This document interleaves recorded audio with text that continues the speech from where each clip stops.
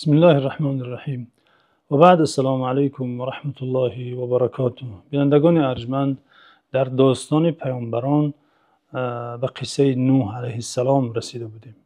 آنجا که نوح علیه السلام با مؤمنان همراهش کشتی می ساختند. کشتی نوح علیه السلام در آن میدانی که جای کار آنها بود روز به روز کاملتر می گشت و قامت می افراخت. با بلند شدن قامت کشتی نیز صدای قهقه و تمسخر قوم مشرک او نیز بلند می شد. نوح علیه السلام کشتی می ساخت و هر بار قوم مشرک او به نزد او می گذشتند به حال او می خندیدند. نوح علیه السلام به آنها می گفت باشد، حالا که به حال ما می خندید، حالا که ما را تمسخر می کنید، روز فرا خواهد رسید که ما به شما جوابی مانند به این رفتارتان خواهیم داد. ما به حال شما خواهیم خندید، قصاص استهزای شما را خواهیم گرفت. حالا بخندید، به زودی خواهید دانست که چه عذابی به سر شما فرا می رسد. فسوف تعلمون من یأتیه عذاب یخزیه، عذاب خار کننده فرا می رسد و عذاب دردناک به سر شما خواهد فرآمد. اخیراً کار کشتی سازی به پایان رسید. این پیامبر بزرگوار با پیروان مؤمنش کار را به انجام رسانیدند و عرق جبین خود را پاکیزه کرده این محصول دست خودشان را، کشتی که به امر الهی، به نقشه پروردگار، به توجیه و راهنمایی خداوند توسط وحی ساخته شد، آن را تماشا می کردند. قوم مشرک او نیز به این میدان حاضر شده این چیز عجیب را که کشتی نام داشت تماشا می کردند. آنها نوح علیه السلام و پیروان او را، مؤمنان را، به جنون دیوانگی نسبت می دادند. می گفتند اینجا نه بحر است نه باران، شما کشتی ساختید. اما آنها بیخبر از این بودند که این آخرین تمسخر آنها به این پیامبر است. آنها نمی دانستند که مرحله بعد این کشتی از مرحله قبل آن فرق می کند. آنها نمی دانستند که با جاری شدن این کشتی در روی آب تاریخی سیاه و تاریک آنها نیز پوشیده می شود. این کشتی سرنوشت آنها را حل و فصل می کرد. آنها از این خبر نداشتند، همواره تمسخر می کردند. اخیراً علامت های عذاب الهی نمایان شد. آسمان را ابر پرده پوش کرد، فضا تاریک شد. نوح علیه السلام با مؤمنان برای سوار شدن به کشتی آمادگی می دیدند. آنها با خود جانوران نیز آماده کرده بودند تا به کشتی بار کنند، چون که خداوند عزوجل به نوح علیه السلام چنین دستور داده بود. و تعالی به نوح علیه السلام فرمود فسلک فیها من کل زوجین اثنین، در این کشتی از هر جانوری که موجود است یک جفت با خود سوار کنید تا بعد از طوفان که به زمین فرایید از این جانوران نسل باقی ماند، از گوشت آن، از شیر آن باز دوباره استفاده کنید. آسمان با ابر سیاه تاریک گشت. نه تنها آسمان بلکه از زمین نیز آب فواره میزد. عذاب الهی هم از آسمان و هم از زمین. فالتقى الماء به تعبیر قرآنی، آب آسمان با آب زمین جمع شد. خداوند عزوجل در این مورد گفته حتی اذا جاء امرنا وفارت التنور قل نحمل فيها من كل زوجين اثنين وأهلك إلا من سبق عليه القول ومن آمن وما آمن معه إلا قلیل. و هنگامی که آب از تنور فواره زد. تنور این همان تنوری است که در تاجیکی نیز به آن تنور میگویند، آتشدانی که نان پخته می شود. در تفسیر آن یک چند قول است. عده از مفسران گفتند یعنی آب از نخستین از تنور فواره زد، از تنوری از تنورهای این قوم. عده دیگر از مفسران گفتند منظور از این تعبیر یعنی آب به زیادت از هر گوشه زمین، از هر نقطه زمین فواره میزد. یعنی چون آب فواره زد و هم از آسمان آب فراوان میریخت و هم از زمین چون چشمه ها فواره میزد. و به نوح علیه السلام گفته بودیم از هر جانور جفت ها بگیر و کشتی سوار بکن و اهل خاندانت را نیز، مگر کسانی را که حکم من صادر شده که باید غرق شوند، مؤمنان را نیز با خود سوار بکن در این کشتی تا نجات یابند. جمله اخیر این آیت قابل توجه است. خداوند عزوجل فرموده و ما آمن معه الا قلیل، و ایمان نیاورد به نوح مگر اندکی. در این جمله خیلی درد و رنج ها نهفته است. در این جمله خیلی رنج و کلفت ها نهفته است. خداوند عزوجل خبر داده که با نوح علیه السلام کسانی که در کشتی سوار شدن مؤمنان بودند خیلی اندک بودند. بنابراین اهل تفسیر میگویند از مؤمنانی که همراه نوح بودند بلکه جانوران زیادتر بودند در این کشتی. اهل تفسیر عدد این قلیل را نامبر کردند. عده از مفسران گفتند 70 و چند نفر همگی از مرد و زن با نوح علیه السلام بودند که سوار کشتی شدند. عده دیگری گفتند 83 نفر. یعنی میان این 70 و 80 تا 85 در 950 سال عمر دعوت نوح علیه السلام این عدد اندک به ایمان آورد. یعنی اگر ما عمر حضرت نوح را، عمر تبلیغ و دعوتش را، البته که 950 سال فقط به دعوت مشغول شده به نص قرآن، به خبر قرآن، اگر این سالهای مدید را ما به این عدد تقسیم کنیم، در هر 11 و نیم سال گویا یک نفر ایمان آورده. این صبری خیلی عجیب است که این پیامبر در راه دین، در راه خدا از خود نشان داده. و در این درس بزرگی است برای هر دعوتگری که گاه دلگیر می شود که سخن او را کسی نمی شنود یا به او کسی توجه نمی کند.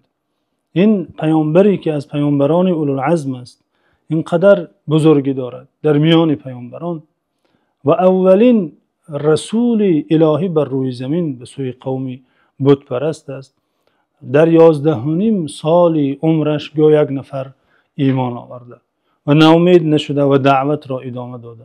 خلاصه سواران کشتی اطراف کشتی جمع آمدند، سواران کشتی که اهل نجات بودند، مؤمنان بودند و امر الهی صادر شد که به کشتی سوار شوند تا نجات یابند. نوح علیه السلام به پیروانش گفت ارکبوا فیها بسم الله مجراها و مرساها ان ربی لغفور رحیم. نوح علیه السلام به قومش گفت ای قوم من به کشتی سوار شوید. جاری شدن این کشتی و ایستادن آن به نام الله تعالی است. همانا پروردگار من برای بندگان مؤمنش آمرزنده و مهربان است. از مهربانی او تعالی این است که با معصیت این بت پرستان، با شرک این مشرکان همه را هلاک نساخت، بلکه برای نجات عده از بندگانش از لطف و رحمتش به پیامبرش امر کرد تا کشتی سازد تا اهل ایمان نجات یابند. تمسخر و استهزای قوم به پایان رسید. هیچ کس دیگر نوح علیه السلام را مسخره نمی کرد، بلکه هر کس در اندیشه خلاصی جان خود بود. هر کس هر طرف می دوید. یکی بالای بام خود می برآمد، دیگری به درخت چسبیده می برآمد، دیگری طرفی کوه و تپه سرسان و دوان بود. خداوند عزوجل صحنه جاری شدن کشتی را در روی این موجهای طوفان نقل کرده فرموده و هی تجری بهم فی موج کالجبال. کشتی با سوارانش در روی موجهای طوفان که به مانند کوه بزرگ بودند جاری می شد. اینجا صحنه عجیبی دیگری رخ داد. پیش از اینکه این موجها برابر کوه شوند و مشرکان غرق شوند، صحنه دیگری که قابل توجه است، حادثه ای که در آن کفر ایمان تجسم یافت، حادثه مهر پدر و سرکشی فرزند. در میان قوم کافر حضرت نوح همسر او و فرزند او نیز قرار داشت.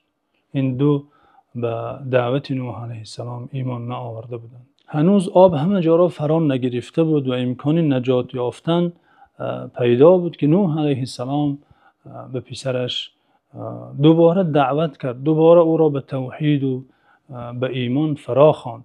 مهر پدری جوش زد و فرزندش را در این لحظه حساس در آخرین فرصت ها باز صدا کرد. خداوند عزوجل گفتگوی این پدری غمخوار و مشفق، این پدری صبور بزرگوار را با این فرزند گستاخ ناخلفش قصه کرده و تعالی فرمود و نادى نوح ابنه وكان في معزل يا بني اركب معنا ولا تكن مع الكافرين قال سآوي إلى جبل يعصمني من الماء قال لا عاصم اليوم من أمر الله إلا من رحم فحال بينهما الموج فكان من المغرقين. نوح پسرش را که در کنار قرار داشت صدا زد، گفت ای پسرم، یا بنی، به این مهربانی، به این شفقت پدری، ای پسرم با ما در این کشتی سوار شو.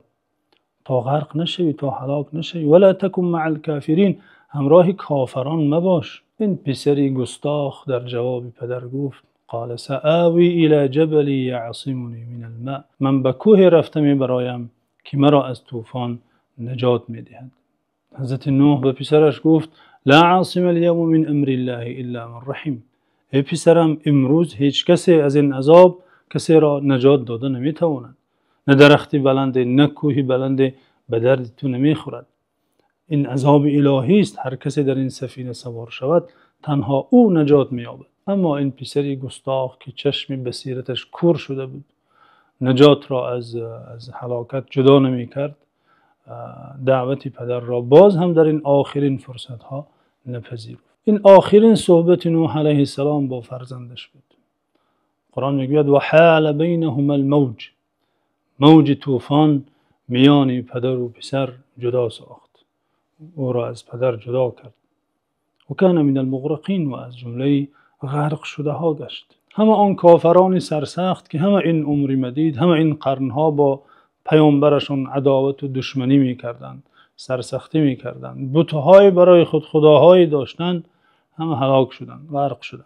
آن مؤمنانی که در این سفینه نجات سوار شده بودند، پیروی از پیامبری منجی و مرشد خود کرده بودند، اهل نجات شدند، سلامت ماندند. چون مشرکان هلاک گشتند، چون عذاب الهی کار خود را کرد، خداوند عزوجل به آسمان و زمین امر کرد، دستور داد. و این را خداوند عزوجل نقل کرد در سوره هود فرموده قلنا یا ارض ابلعی ماءک و یا سماء اقلعی وغیض الماء وقضی الامر واستوت على الجودی وقیل بعدا للقوم الظالمین. الله تعالی به زمین امر کرد و گفت ای زمین آبت را فرو بر، ای آسمان از باریدن باز است. آب کم گشت و قضی الامر و کافران هلاک گشتند. و استوت علی الجودی و کشتی نوح علیه السلام بالای کوهی که جودی نام داشت مستقر شد، استاد.